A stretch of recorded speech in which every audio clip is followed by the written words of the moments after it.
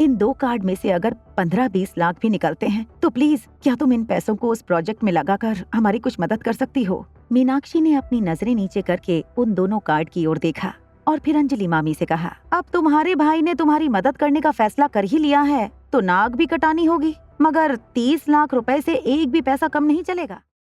दोनों bank card अपने हाथ में पकड़कर अनिका ने अंजलि मामी से कहा, मामी अगर आप एक्स्ट्रा इनकम खड़ी करने की सोच रही हैं तो इन्हीं पैसों से मैं आपके लिए एक्स्ट्रा इनकम खड़ी करूंगी। इसके लिए हमें किसी भी बाहर के इंसान की जरूरत नहीं है। आप मुझ पर भरोसा कीजिए मामी, हम दोनों मिलकर इस इन्वेस्टमेंट की रकम से काफी अच्छी साइड इनकम खड़ी कर सकते हैं। वैसे भी इन्होंने जो इन्वेस्टमेंट प्लान बताया है उस प्लान में आगे चलकर नुकसान के अलावा कुछ हासिल नहीं होने वाला। जैसे ही अनिका ने ये कहा, मीनाक्षी ने अपनी आईब्रो ऊपर करते हुए अनिका से पूछा, नादान लड़की, बड़ी बड़ी बातें करने से पहले इतना जान लो कि रियल एस्टेट में इन्वेस्टमेंट करने का क्या मतलब होता है। ये मेहरा परिवार कौन है, उनके क्रेडेंशियल क्या हैं? अरे कोई अनपढ़ आदमी भी आंख बंद करके मेहरा खानदान के इस प्रोजेक्ट में अपने पैसे लगाने के लिए तैयार हो जाएगा। अनिका ने बिना मीनाक्षी को देखे अंजलि मामी से कहा, रियल एस्टेट इंडस्ट्री अब लगभग लॉस मेकिंग इंडस्ट्री हो गई है। मामी अगर ये अपने पैसे रियल एस्टेट के किसी प्रोजेक्ट में डालते हैं तो प्रॉफिट तो भूल ही जाओ। मुझे नहीं लगता कि आने वाले कई सालों तक ये अपना कैपिटल इन्वेस्टमेंट भी निकाल पाएंगे। अनिका के मुंह से इन्वेस्टमेंट की बातें सुनकर मीनाक्षी अचानक तिलमिला उठी। उसने बड़ी ही एरोगेंटली अंजलि मामी से कहा, ठीक है, अगर तुम इसकी बात मानना चाहती हो तो मानो, हमें क्या फर्क पड़ता है। हम तो सिर्फ इतना चाहते थे कि हम तुम्हारे मुश्किल समय में तुम्हारी थोड़ी सी मदद करें, मगर मुझे लगता है कि तुम्हें हमसे ज्यादा इस नकचड़ी लड़की पर ज्यादा भरोसा है। इतना याद रखना, ये तुम सिर्फ मेरी इंसल्ट नहीं कर रही हो बल्कि पूरे के पूरे रायचंद परिवार की इंसल्ट कर रही हो। ये बात मैं तो जरूर याद रखूंगी, मगर तुम भी भूलना मत।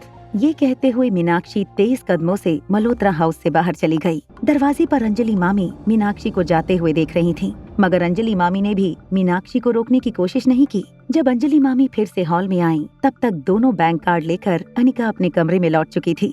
अगले दिन दोपहर 12 बजे तक जब अनिका ने अपनी आंखें खोली तब उसे नीचे हॉल में किसी के आर्ग्यूमेंट करने की आवाज सुनाई दी। तुम ही कर सकती हो, 8 या 10 लाख कोई बहुत बड़ी रकम नहीं है, मगर तुम इतनी रकम किसी को बिना पूछे ऐसे ही कैसे दे सकती हो? जब अनिका ने सीढ़ियों से नीचे की ओर देखा तो हॉल में एक 50-55 साल का आदमी अंजलि मामी से ऊंची आवाज में बात कर रहा था। दिखने में वो आदमी बिल्कुल अंजलि मामी के नाक नक्शे का ही था, मगर उनके चेहरे और बॉडी लैंग्वेज से साफ पता चल रहा था कि वो बहुत ही गुस्से वाले इंसान थे। अंजलि मामी ने उस आदमी को शांत करते हुए कहा, देखो पीयूष, ऐसी कोई बात नहीं है। वो बच्ची जरूर है मगर काफी समझदार है। मुझे लगता है कि अनिका शेयर मार्केट में पैसे इन्वेस्ट करना चाहती है ताकि वो जल्द से जल्द प्रॉफिट करे।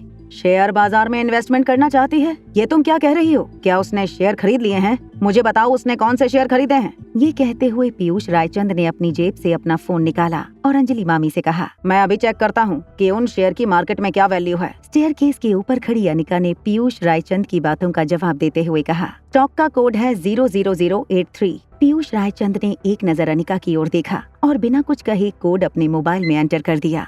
फिर अचानक उनके चेहरे के हाव भाव बदलने लगे। पीयूष ये देखकर हैरान हो गए कि अनिका ने अभी अभी जिस स्टॉक के बारे में बताया था वो स्टॉक पिछले 6 घंटे में 5% प्रॉफिट दिखा चुका था। इसका मतलब साफ था कि अगर आज सुबह 10 बजे अनिका ने स्टॉक में 10 लाख रुपए लगाए थे तो दोपहर होते होते अनिका ने 50,000 का प्रॉफिट कर लिया था। अनिका की तरफ देखकर पीयूष ने अपना फोन जेब में रखते हुए कहा, सुबह से लेकर अभी तक काफी अच्छा प्रोग्रेस दिखाया तुम्हारे स्टॉक ने, मगर इसमें लक फैक्टर भी जुड़ा हुआ हो सकता है। पिछले कुछ दिनों से स्टॉक मार्केट काफी अनस्टेबल है, इसलिए किसी भी स्टॉक का अचानक ऊपर उठना या अचानक नीचे गिरना कोई बहुत बड़ी सरप्राइज नहीं है। और हाँ, पिछले कई दिनों से ये स्टॉक लगातार लोअर सर्किट दिखा रहा है। मेरी मानो तो अभी भी वक्त है, इस स्टॉक से बाहर निकल जाओ।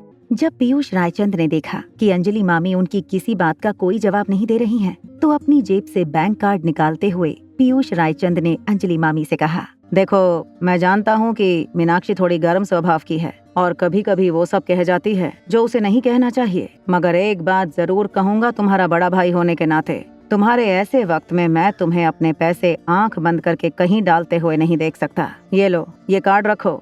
20-25 लाख रुपए अगर इस वक्त तुम्हें चाहिए तो इस कार्ड में से निकाल लो, मगर जल्दबाजी में कोई ऐसा डिसीजन मत लेना जो तुम्हें आगे चलकर और बड़े गड्ढे में डाल दे। देखो अंजलि, समझने की कोशिश करो, मेहरा परिवार दिल्ली का एक नामी परिवार है। उनके साथ बिजनेस में जुड़ना काफी फायदेमंद हो सकता है हमारे लिए। उनके प्रोजेक्ट की रिपोर्ट स्टडी की है मैंने अच्छे से। उनके साथ इन्वेस्टमेंट करने में कोई रिस्क नहीं है। पीयूष, दरअसल मुझसे छोटी सी गलती हो गई। फिलहाल मेरे पास इतने रुपए हैं कि मैं 2-3 महीने अपना घर चला पाऊँ। और एक बात, अभी अमृत कैप्सूल का प्रोडक्शन कंपनी में चल रहा है। बस एक बार ये अमृत टैबलेट मार्केट में लॉन्च हो जाए, सब कुछ ठीक हो जाएगा। फिक्र करने की कोई बात नहीं है। अंजलि मामी की बातें सुनकर उनके भाई पीयूष को लगा कि अब आगे अंजलि मामी को समझाने का कोई फायदा नहीं, इसलिए उन्होंने अंजलि मामी को फोर्स नहीं किया। मगर जाने से पहले उन्होंने अपनी बहन को वार्न करते हुए कहा, स्टॉक मार्केट बहुत रिस्की है। हाँ, 8-10 लाख रुपए से खेलना तो कोई बड़ी बात नहीं है, मगर ध्यान रहे कोई बहुत बड़ा जोखिम उठाकर इन्वेस्ट मत कर लेना। जैसे ही पीयूष घर से बाहर निकलने लगे, अनिका ने उन्हें रोकते हुए कहा, पीयूष अंकल 1 मिनट। पीयूष रायचंद अचानक ही चलते हुए रुक गए और उन्होंने मुड़कर सीढ़ियों से उतरती हुई अनिका की ओर देखा। रियल एस्टेट बिजनेस आने वाले कुछ सालों तक अच्छा आउटपुट नहीं देने वाला है। आने वाले कुछ ही सालों में ये एक काफी लॉस मेकिंग बिजनेस होने वाला है। अंकल, रियल एस्टेट बिजनेस आने वाले कुछ वक्त में एक लॉस मेकिंग बिजनेस साबित होने वाला है। अनिका के मुंह से बिजनेस और इन्वेस्टमेंट के बारे में ये बात सुनकर पीयूष रायचंद हैरान हो गए थे, मगर मीनाक्षी की तरह उन्होंने अनिका की बातों को हल्के में लेकर अनिका से बहस करना शुरू नहीं किया, बल्कि थोड़ी देर कुछ सोचकर बड़ी ही शांति से अनिका को समझाते हुए कहा, अशोक मेहरा और उसकी कंपनी रियल एस्टेट के टाइकून माने जाते हैं। दिल्ली में मारवा ग्रुप ऑफ इंडस्ट्रीज के साथ साथ रहकर रियल एस्टेट में बने रहना और फिर इतना प्रोग्रेस करना किसी अरे गहरे बिजनेसमैन के बस की बात नहीं है। मगर अशोक मेहरा और उसकी कंपनी ने ये कर दिखाया। जब दोनों ही चीज A++ कैटेगरी की हो तो फिर सोचने का तो कोई सवाल ही नहीं पैदा होता। और इसीलिए मैं चाहता था कि मेरी बहन भी इस प्रोजेक्ट से कुछ कमाई कर ले। हाँ, हो सकता है कि मेरी वाइफ मीनाक्षी के बोलने का तरीका थोड़ा गलत होगा, मगर वो भी तुम्हें कल जो समझाना चाहती थी वो यही था। और अगर इस प्रोजेक्ट में डालने के लिए 5-10 करोड़ फिलहाल तुम्हारे पास नहीं है तो इस वक्त तुम्हारा इन्वेस्टमेंट मैं कर देता हूँ। अपनी बहन के लिए इतना तो कर ही सकता हूँ मैं। ये बात पीयूष रायचंद ने अंजलि मामी की ओर देखकर कही। अभी पीयूष रायचंद अपनी बहन को देख ही रहे थे कि पास खड़ी अनिका ने बिल्कुल धीरे से उन्हें कहा, मगर अंकल, ये मेहरा परिवार काफी सालों से रियल एस्टेट के बिजनेस में जुड़े हुए हैं, तो जाहिर सी बात है कि कई सारी बैंक के साथ भी उनके रिलेशन अच्छे होंगे। अगर उन्हें इतना ही भरोसा है अपने प्रोजेक्ट पर तो फिर वो लोन क्यों नहीं ले लेते। जहाँ तक मुझे लगता है कि रोहित मारवा को मेहरा ग्रुप ऑफ इंडस्ट्रीज ने जरूर पार्टनरशिप ऑफर की होगी, मगर रोहित मारवा क्योंकि एक बहुत समझदार बिजनेसमैन है, उसने ये पार्टनरशिप ठुकरा दी होगी। अनिका की बात सुनकर अब पीयूष के चेहरे पर भी टेंशन साफ नजर आने लगा था। रोहित मारवा का नाम सुनते ही पीयूष रायचंद भी सोच में पड़ गए। ठीक है, मैं पता लगाता हूँ। ये कहते हुए पीयूष जल्दी से घर के बाहर निकल गए। अपनी गाड़ी में बैठे हुए पीयूष रायचंद ने अपने ड्राइवर से कहा, मारवा की हेड ऑफिस में ले चलो। मारवा हेड ऑफिस। रोहित इस वक्त टॉप फ्लोर पर आर्यन के साथ बैठकर उसका होमवर्क सॉल्व करने में उसकी मदद कर रहा था और नीचे अपनी सेक्रेटरी को फोन करके कहा, वहाँ मिस्टर पीयूष रायचंद खड़े हैं? जी हाँ, पीयूष सर बिल्कुल मेरे सामने ही बैठे हैं। रोहित ने फोन पर उस लड़की को इंस्ट्रक्ट करते हुए कहा, उन्हें ऊपर आने दो। मिस्टर रोहित मारवा ने आपको अभी ऊपर बुलाया है, प्लीज फॉलो मी। जैसे ही टॉप फ्लोर के ऑफिस एंट्रेंस के पास पीयूष रायचंद पहुंचे, रोहित ने उन्हें बैठने का इशारा करके डायरेक्टली पॉइंट पर आते हुए उन्हें पूछा, बताइए मिस्टर रायचंद, यहाँ कैसे आना हुआ? एक हल्की सी मुस्कुराहट के साथ पीयूष रायचंद ने रोहित मारवा से कहा, क्या ये बात सच है मिस्टर मारवा कि रियल एस्टेट इंडस्ट्री आने वाले फ्यूचर में अच्छा प्रदर्शन नहीं करने वाली? ये बात आपको किसने बताई? पीयूष रायचंद ये समझ नहीं पा रहे थे कि आखिर अनिका और रोहित के बीच में क्या संबंध था। अपने मन में ऐसे कई सवाल लेकर पीयूष रायचंद रोहित की ऑफिस से निकल गए। रोहित मन ही मन मुस्कुराते हुए अपनी जेब से फोन निकालकर उसमें कुछ टाइप करने लगा। दरअसल रोहित अनिका को मैसेज लिख रहा था। मैसेज में रोहित ने लिखा था, मिस्टर रायचंद अभी अभी मेरी ऑफिस से बाहर गए हैं। क्या आपको लगता है कि आपको मुझे और एक बार लंच या डिनर पर मिलना चाहिए? अनिका ने कुछ ही सेकंड में रोहित के मैसेज का जवाब लिखते हुए कहा, bring your son this time, और जगह जो आप कहें। अनिका और रोहित शाम के 8 बजे इटालियन रेस्टोरेंट में मिलने वाले थे। 5:30 बजे अनिका ने मल्होत्रा हाउस के बाहर स्पीड से आती हुई कार की आवाज सुनी।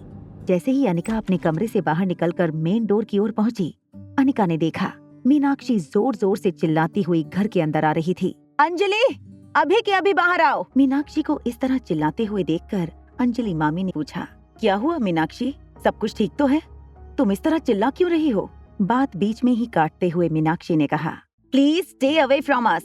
मुझसे, मेरे पति से और हमारे खानदान से दूर रहो और अब भोली बनने का नाटक मत करो। मैं जानती हूँ पीयूष तुम्हें यहाँ मिलने आया था। तुम शायद दुनिया की पहली ऐसी बहन होगी जो नहीं चाहती कि उसका सगा भाई बिजनेस में तरक्की करे, पैसे कमाए। जब पीयूष रायचंद ने ये फैसला ले लिया था कि वो अब मेहरा की प्रॉपर्टी डील में इन्वेस्ट नहीं करने वाला है, तब मीनाक्षी ने अपने घर वालों से फोन पर बात करके उन्हें इस डील में इन्वेस्ट करने के लिए मना लिया था। मीनाक्षी को दूसरों की तकलीफ देखने में ज्यादा मजा आता था, इसलिए आज अंजलि मामी ने कोई जवाब देना मीनाक्षी को जरूरी नहीं समझा। मीनाक्षी को बाहर का दरवाजा दिखाकर एक बार जोर से बोली, Meenakshi get out of here. Anjali मामी का ये एटीट्यूड देखकर मीनाक्षी हैरान हो गई थी।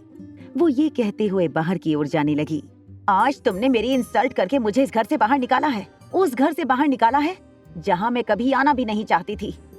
तुम पर तरस खाकर इस कबाड़ खाने में मैं कभी कभी आती थी, मगर आज के बाद यहाँ मेरी जूती भी कदम नहीं रखेगी। ये कहते हुए मीनाक्षी तुरंत मल्होत्रा हाउस से अपनी कार में बैठकर निकल गई। मीनाक्षी के जाने के बाद जैसे ही अंजलि मामी ने अनिका की ओर देखा, अनिका ने अपनी नजरें झुका ली। अंजलि मामी ने अपने दोनों हाथों से अनिका का चेहरा ऊपर करते हुए अनिका से कहा, कुछ चीजें वक्त रहते खत्म हो जाएं तो ही अच्छा है, वरना पड़े पड़े तो जख्म भी नासूर बन जाते हैं। अनिका मुस्कुराकर मामी से कहने लगी, मामी मुझे कहीं जाना है, मैं खाना खाकर ही आऊंगी, ज्यादा लेट नहीं होगा, मगर आप लोग डिनर पर मेरा इंतजार मत करना। ये कहते हुए अनिका कार में बैठकर मल्होत्रा हाउस से निकल गई। लगभग आधा घंटा ड्राइव करने के बाद अनिका रोहित के भेजे हुए रेस्टोरेंट की लोकेशन पर पहुंच गई। होटल की 3rd फ्लोर पर रोहित के फोन पर होटल वालों ने नोटिफिकेशन भेज दिया था कि वो जिस गेस्ट का इंतजार कर रहे थे वो आ चुके थे। जैसे ही रोहित को इस बात का पता चला, रोहित ने चिराग मेहता की ओर देखकर कहा, तुम्हें सब कुछ याद है ना, तुम्हें क्या कहना है और क्या करना है?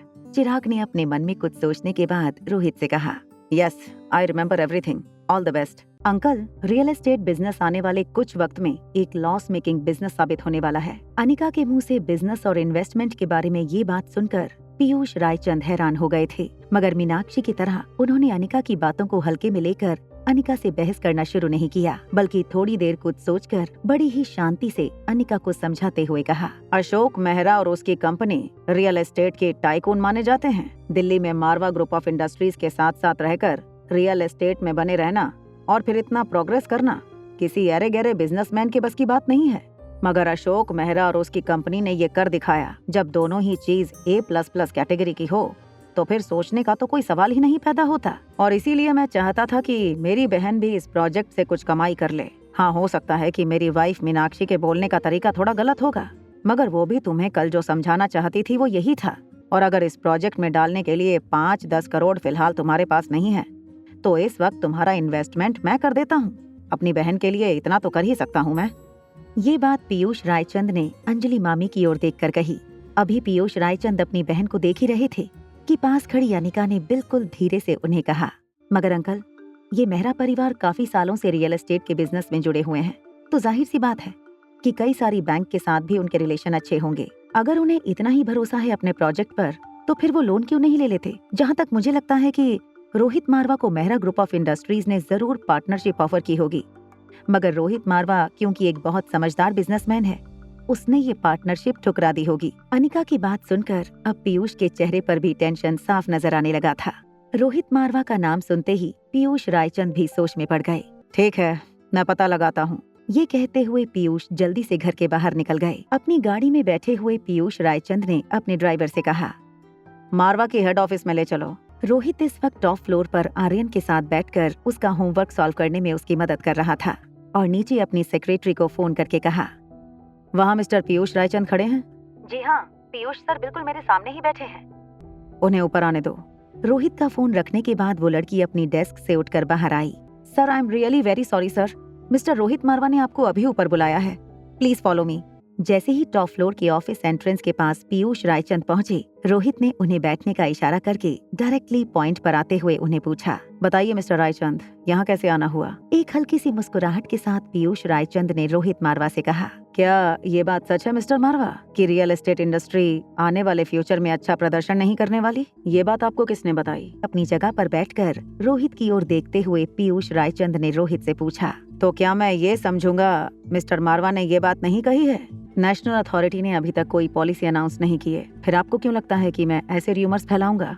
या फिर शायद मिस्टर रायचंद आपको ऐसा लगता है कि मैं कोई ऐसा जादूगर हूँ जिसके कहने से पूरा मार्केट चलता है? मुझे लगता है कि एक वीक में नई बिजनेस पॉलिसी और रियल एस्टेट रिलेटेड सारी पॉलिसी गवर्नमेंट अनाउंस करने ही वाली है। पीयूष रायचंद ये समझ नहीं पा रहे थे कि आखिर अनिका और रोहित के बीच में क्या संबंध था अपने मन में ऐसे कई सवाल लेकर पीयूष रायचंद रोहित की ऑफिस से निकल गए। रोहित मन ही मन मुस्कुराते हुए अपनी जेब से फोन निकालकर उसमें कुछ टाइप करने लगा।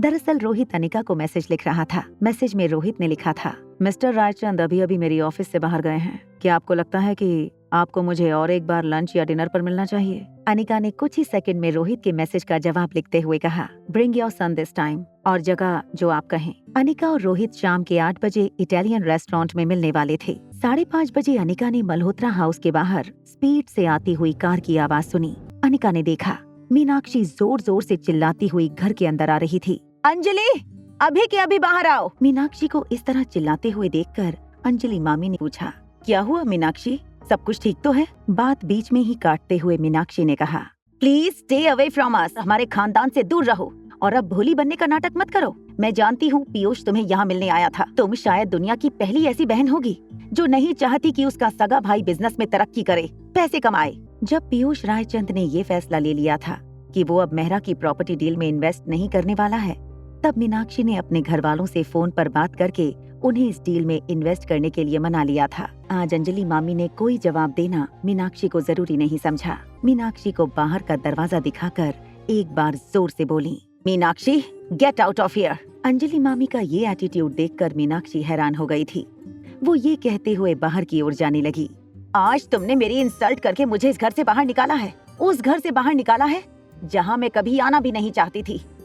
तुम पर तरस खाकर इस कबाड़ खाने में मैं कभी कभी आती थी, मगर आज के बाद यहाँ मेरी जूती भी कदम नहीं रखेगी।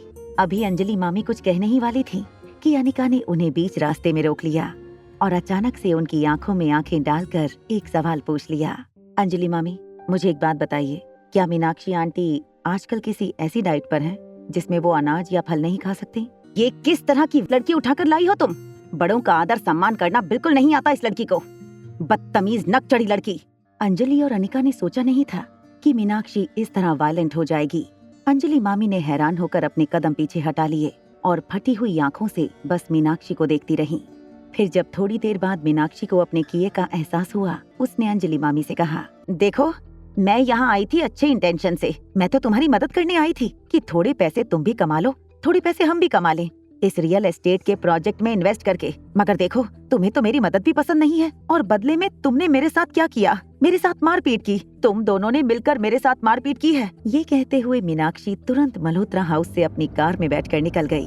आज अनिका ने उसे जो करारा जवाब दिया था, उससे कहीं न कहीं अंजलि मामी को इतने साल की हुई बेइज्जती का बदला जरूर मिला था। मीनाक्षी के जाने के बाद जैसे ही अंजलि मामी ने अनिका की ओर देखा, अनिका ने अपनी नजरें झुका ली। अंजलि मामी ने अनिका से कहा, कुछ चीजें वक्त रहते खत्म हो जाएं तो ही अच्छा है, वरना पड़े पड़े तो जख्म भी नासूर बन जाते हैं। मामी मुझे कहीं जाना है, मैं खाना खाकर ही आऊंगी, ज्यादा लेट नहीं होगा, मगर आप लोग डिनर पर मेरा इंतजार मत करना। ये कहते हुए अनिका कार में बैठकर मल्होत्रा हाउस से निकल गई। अनिका रोहित के भेजे हुए रेस्टोरेंट की लोकेशन पर पहुंच गई। होटल की 3rd फ्लोर पर रोहित के फोन पर होटल वालों ने नोटिफिकेशन भेज दिया था कि वो जिस गेस्ट का इंतजार कर रहे थे वो आ चुके थे। जैसे ही रोहित को इस बात का पता चला, रोहित ने चिराग मेहता की ओर देखकर कहा, तुम्हें सब कुछ याद है ना, तुम्हें क्या कहना है और क्या करना है? Yes, I remember everything, all the best. आगे की कहानी जानने के लिए देखें अगला एपिसोड सिर्फ पॉकेट FM के YouTube चैनल पर। और एक लड़की को देखा तो के सारे एपिसोड को सुनने के लिए डिस्क्रिप्शन में दी गई लिंक से डाउनलोड करें पॉकेट FM ऐप।